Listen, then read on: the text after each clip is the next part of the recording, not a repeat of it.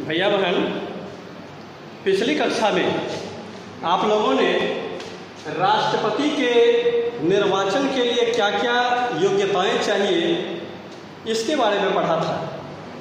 आज हम लोग चर्चा करने जा रहे हैं राष्ट्रपति की स्थिति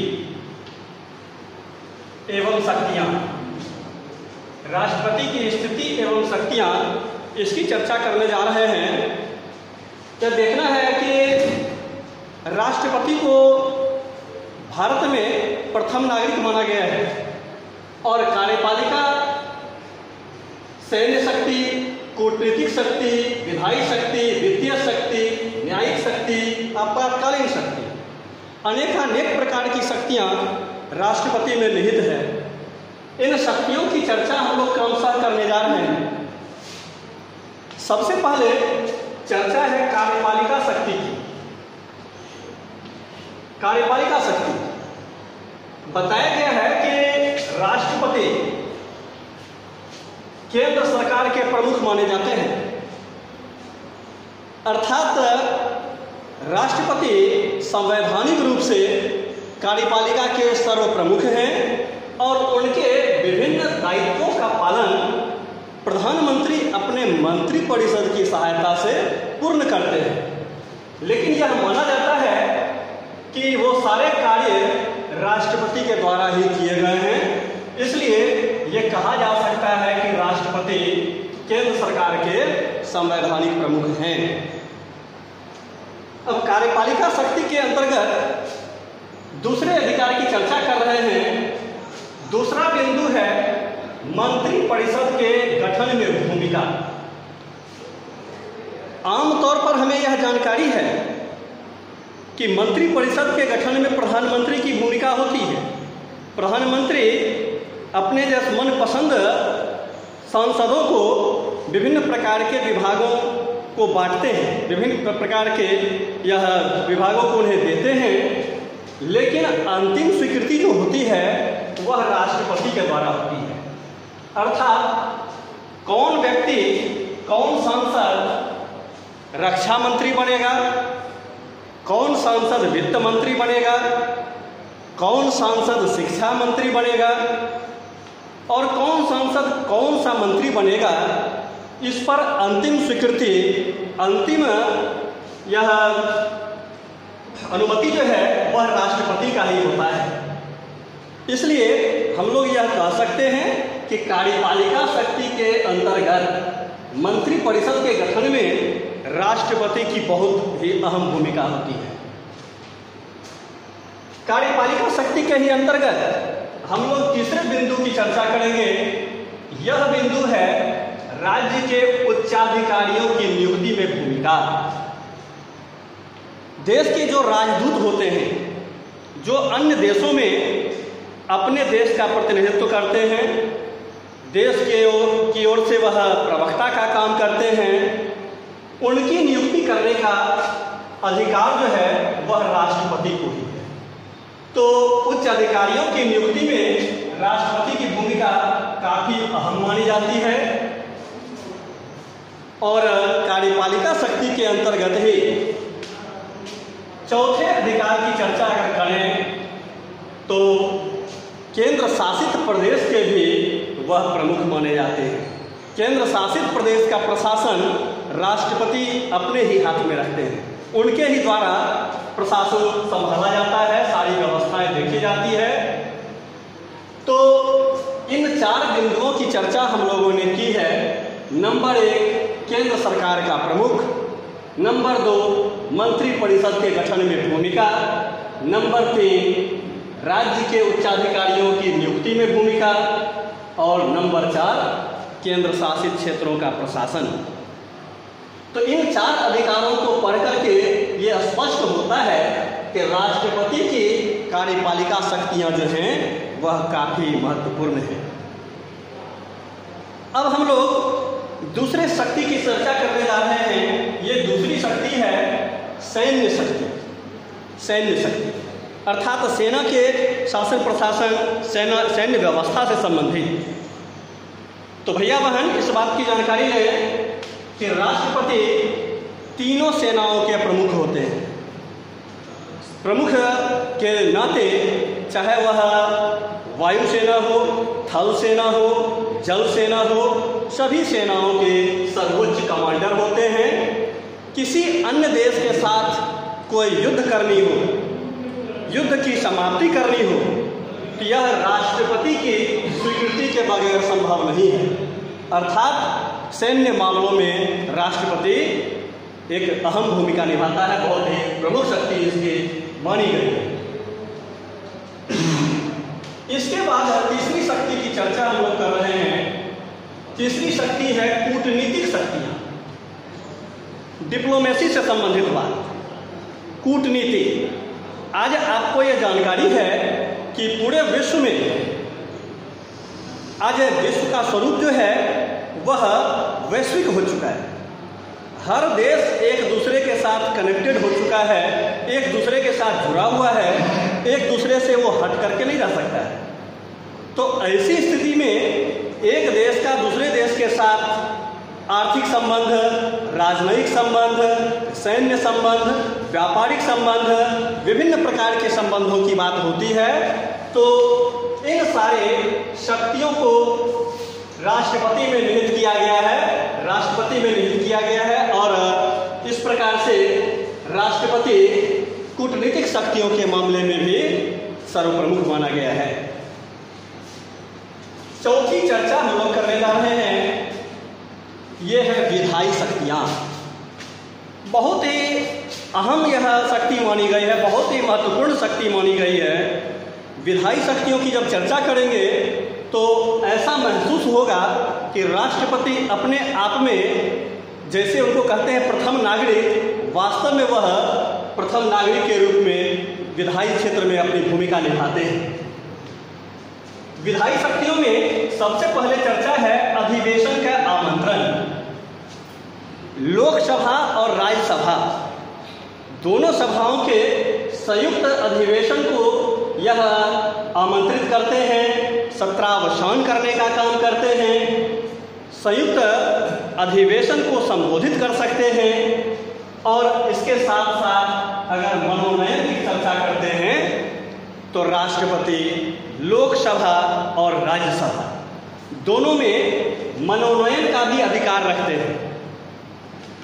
मनोनयन से तात्पर्य है कि लोकसभा में ऐसे व्यक्ति, ऐसा समूह जो कि एंग्लो इंडियन समुदाय से संबंध रखता है और उसका लोकसभा में प्रतिनिधित्व तो नहीं हो पाया है, अगर राष्ट्रपति ऐसा महसूस करते हैं तो लोकसभा में वह 2 सदस्यों का मनोनयन कर सकते हैं।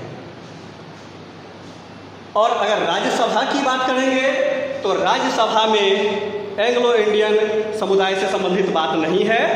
राज्यसभा में विभिन्न क्षेत्रों के जो विशेषज्ञ होते हैं, चाहे वह खेल से संबंधित हो, चाहे वह विज्ञान से संबंधित हो, चाहे वह समाज सेवा के क्षेत्र से संबंधित हो, चाहे वह यह अन्य किसी क्षेत्र से संबंधित हो, ऐसे 12 सदस्यों को राष्ट्रपति राज्यसभा में मनोनीत करने का अधिकार रखते हैं। तो मनोनयन की जब बात होती है तो राष्ट्रपति की भूमिका लोकसभा और राज्यसभा दोनों में काफ़ी प्रभावी मानी जाती है। अभी तुरंत चर्चा किए हैं कि संयुक्त सत्र का संबोधन, कभी ऐसी स्थिति आती है कि लोकसभा और राज्यसभा दोनों का अगर संयुक्त सत्र यह आह्वान किया गया है, दोनों का संयुक्त सत्र अगर चल रहा हो तो ऐसे सत्र को संबोधित करने का अधिकार राष्ट्रपति को है। फिर अगले पॉइंट की चर्चा है कानून की स्वीकृति। ध्यान दीजिए भैया बहन कि विधायी शक्तियों में कानून की स्वीकृति से संबंधित जो मामला है ये काफ़ी अहम स्थान रखता है। बताया कि कोई भी कानून राष्ट्रपति के हस्ताक्षर के बगैर मान्य नहीं हो सकता है। अर्थात सदन में लोकसभा राज्यसभा से पास कोई कानून को अगर राष्ट्रपति उस पर हस्ताक्षर नहीं करते हैं तो वह कानून का रूप नहीं धारण करेगा, वह केवल विधेयक कहलाएगा। इसके बाद का जो एक बिंदु है ये है अध्यादेश। यह भी बहुत ही महत्वपूर्ण बिंदु है। अध्यादेश क्या है? तो बताया गया कि जब संसद का सत्र नहीं चल रहा हो और कोई ऐसी स्थिति आ गई कि किसी संदर्भ में कोई कानून की अत्यंत आवश्यकता है, ऐसी आवश्यकता महसूस की जा रही है, तो राष्ट्रपति के द्वारा संसद के सत्र में नहीं होने के बावजूद भी वह जो आदेश जारी करेंगे, जो अध्यादेश जारी करेंगे, उसका महत्व किसी भी कानून से कम नहीं माना जाएगा। तो यह अध्यादेश पारित करने की शक्ति जो राष्ट्रपति के पास है वह अपने आप में काफ़ी अहम यह महत्व रखता है।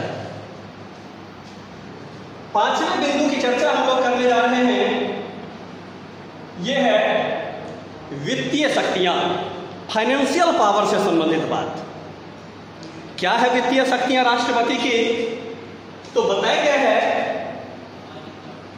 कि वित्त विधेयक सर्वप्रथम लोकसभा में ही लाए जाते हैं, लोकसभा से पारित होने के बाद राज्यसभा में जाता है, लेकिन लोकसभा में लाने से पहले राष्ट्रपति की स्वीकृति आवश्यक है। वित्त विधेयक को लोकसभा में प्रस्तुत करने से पहले राष्ट्रपति की स्वीकृति आवश्यक है। पुनः राज्यसभा से जब वह पास होता है तब उसके बाद राष्ट्रपति के हस्ताक्षर भी आवश्यक होते हैं। अतः कहा जा सकता है कि वित्तीय शक्तियों के मामले में भी राष्ट्रपति काफ़ी अहम स्थान रखते हैं। इसके साथ साथ एक और बिंदु की चर्चा करनी आवश्यक है, और वह बिंदु है कि राष्ट्रपति संचित निधि के भी मालिक होते हैं, अर्थात इमरजेंसी फंड।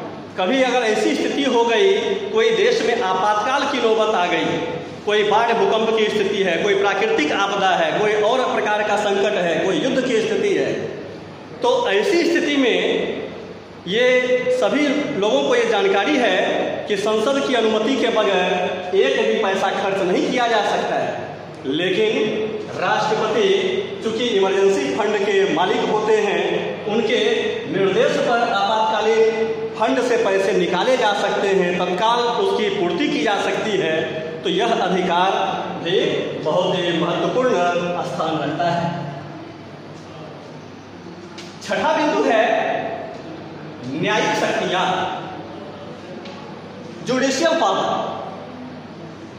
बताया गया है कि राष्ट्रपति किसी ऐसे अपराधी की सजा को कम कर सकते हैं, सजा को बदल सकते हैं या रद्द कर सकते हैं, जिसे कि न्यायपालिका के द्वारा दंडित किया गया हो। तो यह शक्ति भी अपने आप में काफ़ी अहम है कि वह किसी अपराधी के अपराध से संबंधित जो सजा दी गई है उसे कम कर सकते हैं, बदल सकते हैं, रद्द कर सकते हैं। अंतिम अधिकार की चर्चा हम लोग करने जा रहे हैं। यह अंतिम अधिकार है आपातकालीन शक्तियां, इमरजेंसी पावर। यह ऐसी शक्तियां हैं जो कि अपने आप में अन्य विभिन्न प्रकार की शक्तियों से कहीं भी कम नहीं है। 3 प्रकार की स्थितियां हैं, ध्यान दें भैया बहन।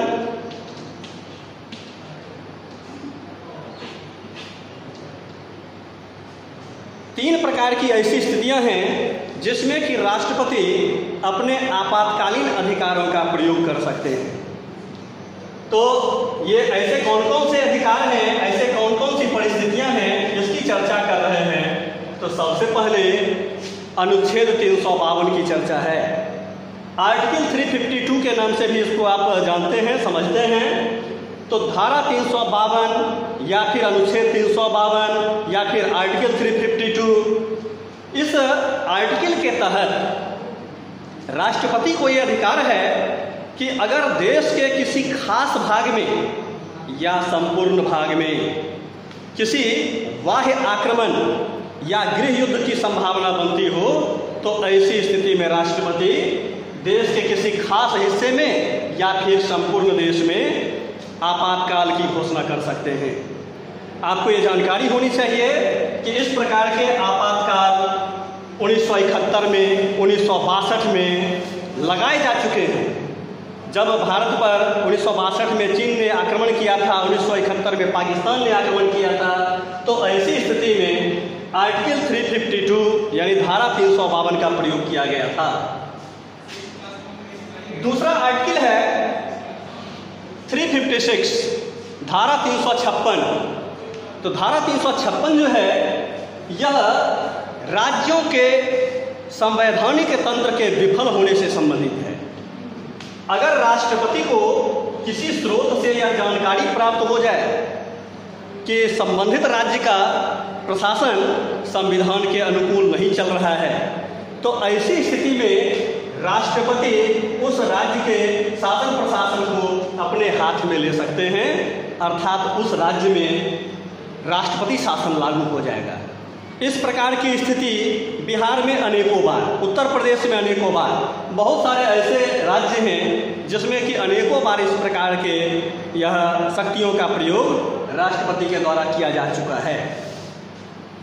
तीसरी स्थिति है जो हम लोग अभी अंतिम स्थिति की चर्चा करने जा रहे हैं, यह है आर्टिकल 360 यानी धारा 360। इस आर्टिकल को पढ़ने से यह हमें जानकारी होगी कि यह क्यों महत्वपूर्ण है। धारा 360 जो है यह वित्तीय आपातकाल से संबंधित है। वित्तीय आपातकाल अर्थात राष्ट्रपति को जब यह महसूस हो कि देश की अर्थव्यवस्था बिल्कुल छिन्न भिन्न होने की स्थिति में आ चुकी है। अब जैसे उदाहरण के तौर पर अभी विश्व में कोरोना का संकट चल रहा है, तो इस संकट की स्थिति में आप देख रहे हैं कि भारत के प्रधानमंत्री, राष्ट्रपति, विभिन्न विभागों के लोगों के वेतन में कटौती कर दी गई है। तो यह एक अलग मामला है, लेकिन अगर ऐसी स्थिति आ जाए कि देश में वित्तीय आपातकाल की नौबत आ जाए, देश की वित्तीय स्थिति खतरे में आ जाए, तो राष्ट्रपति धारा 360 का प्रयोग करते हुए संपूर्ण देश में वित्तीय आपातकाल की घोषणा कर सकते हैं। ये एक जानकारी की बात है कि अभी तक देश में ऐसी स्थिति कभी नहीं आई है कि धारा में देश में वित्तीय आपातकाल की स्थिति को लागू किया जाए। तो भैया बहनों, आज के होमवर्क में आपके लिए यह है कि राष्ट्रपति की स्थिति एवं शक्तियाँ कौन कौन सी हैं, इसे आप लिखें, पढ़ें और याद करें। धन्यवाद।